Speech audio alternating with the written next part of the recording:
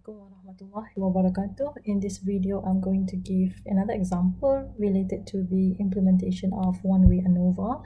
And here we have a data related to the time taken by graduates with 3 different majors to find their first job after graduation. And the time here are measured in days. Using the 5% significance level, can you conclude that the mean time taken to find the first job for all 2020 graduates in these fields is the same? So the keyword here clearly points you to the direction of null hypothesis. So when you are talking about the same mean, so that is the indication of a null hypothesis statement. Okay, so our first step is now to come up with the hypothesis statements, and we're going to write down the null hypothesis first. So what we can say is there is no significant difference in the mean time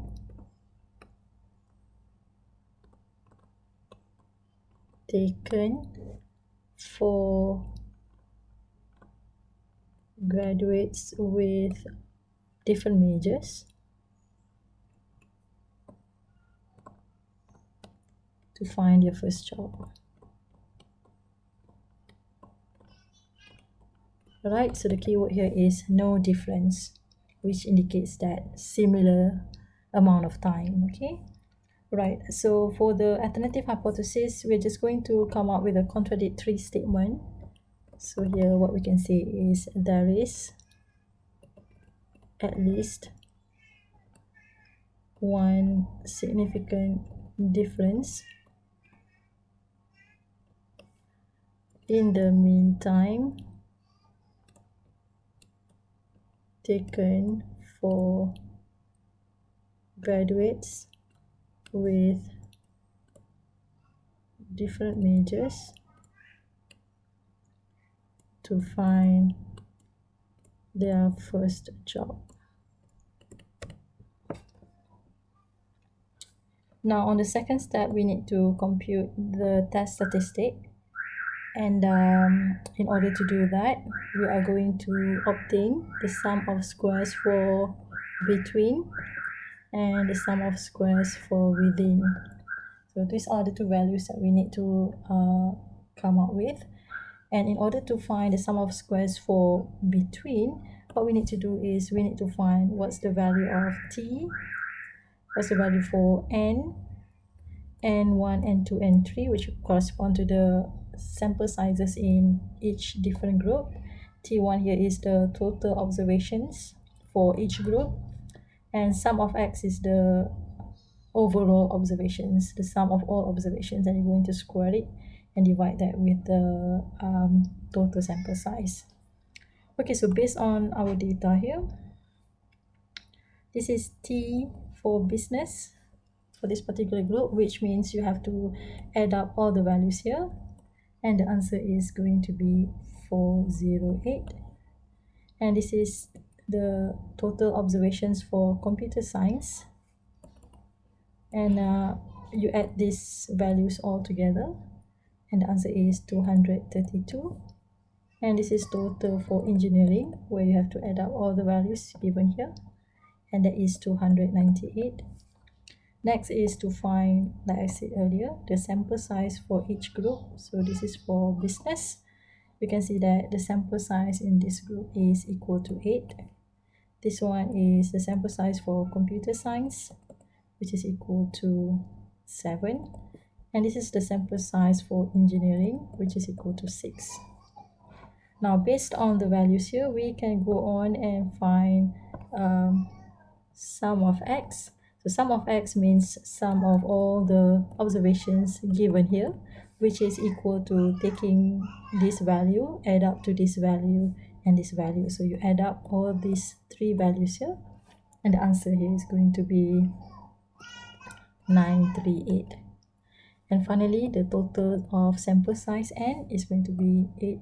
It's going to be 8 plus 7 plus 6, and this is equal to 21. Okay, so we have managed to get all the items that we need in order to obtain the sum of squares for between. Okay, so right, now I'm just going to apply into the formula. So the formula here is going to look like this: 408 squared over 8 plus 232 squared over 7 plus 298 squared over 6. And next we're going to minus with 938 squared over 21. And based on this, the final answer is going to be equal to 1400.4762. So that is SSB. So next we're going to obtain the SSW. So SSW is going to be, the formula here is going to be sum of x squared. Okay, according to what you're seeing here, it is sum of x squared, which is the new item that you need to find, minus this value here, and this value here is the same as the value already computed in SSB. So I'm just going to represent this with okay, the same idea, which is 408 squared over 8 plus 232 squared over 7 plus 298 squared over 6. Yeah, so this is the same value.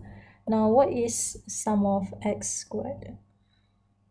So what is this value? So basically this formula is telling you that you need to find this what is 36 squared, what is 62 squared, what is 35 squared, and so on. So basically sum of x squared is the process of finding 36 squared plus 62 squared plus 35 squared. Well, you need to go on and do this for every single value that you are seeing on this table, and it's going to be until the last observation here, which is 34 squared. So you have to do it for each observation here, and therefore the answer to this one here, if you do it properly, you will get that the answer to this one is 49322. And based on that, the final answer of SSW is going to be 6024.1905. Okay. Now, once we have managed to obtain SSB and SSW, we're going to present it in a table. Okay, we're going to write down the answers here on the table, and this is the sum of squares for between. So this is the position for SSB, which is 1400.4762, and this one is the sum of squares for within SSW, which is 6024.1905. And you can add up these values here. Hang on.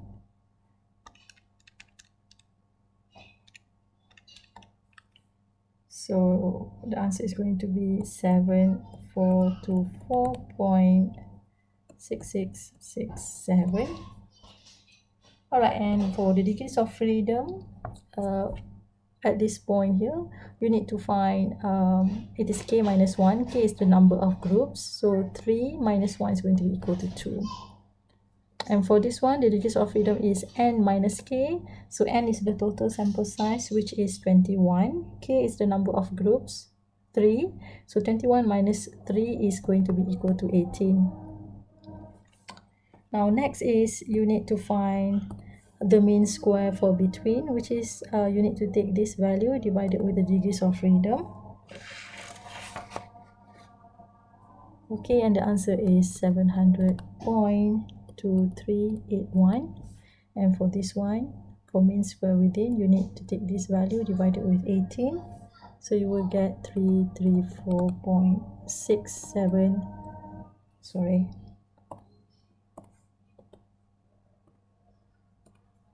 773. Now, in order to find the value of f statistic, you need to take this value here, divided with this value. So this is the numerator and this is the denominator, and the answer is 2.0923. So this is the f statistic, which is computed on the second step of hypothesis testing. Now on the third step is we need to find what's the critical value. So this is the f distribution curve, which may look like this. Now we know that the significance level is 5%, and the test is a right tail test, which means we only have the critical region on the right side of the distribution, and the area of it is 0.05. So your job is to find what's the critical value, which is this point here on the horizontal axis, such that the area from this point to the right is going to be 0.05. Now, in order to find the critical value, you need to look up to the F distribution table. Degrees of freedom is going to be 2 and 18. So according to the position of numerator and denominator. So this is numerator and this is denominator, yeah? Alright, and I believe that you can go on and get the value of it in the F distribution table. And the answer to this one is the critical value is equal to 3.555. And I'm just going to write down it clearly here. Critical value is 3.555. Now we are going to compare what we have, which is the F statistic, with the critical value here. So we know that F distribution, the values on the horizontal axis begins with 0, and of course it gets higher and higher when it goes in the right direction.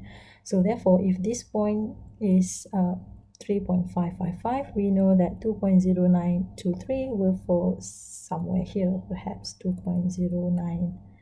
And so this is not a critical region, so it falls in the non-critical region. Therefore, what we can say is, since the test statistic doesn't fall into the critical region, therefore H null cannot be rejected. And as a conclusion, we are going to relate again. We're going to say that not enough evidence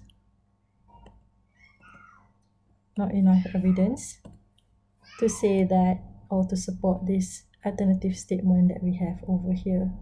So this is what we're going to do, okay? So not enough evidence to say that. Not enough evidence to say that there is at least one significant difference in the meantime. So basically, I'm just writing down the alternative statement once again. In the meantime, taken for graduates with different fields or majors, to find their first job.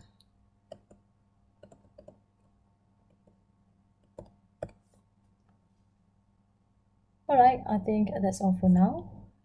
Thank you very much for watching.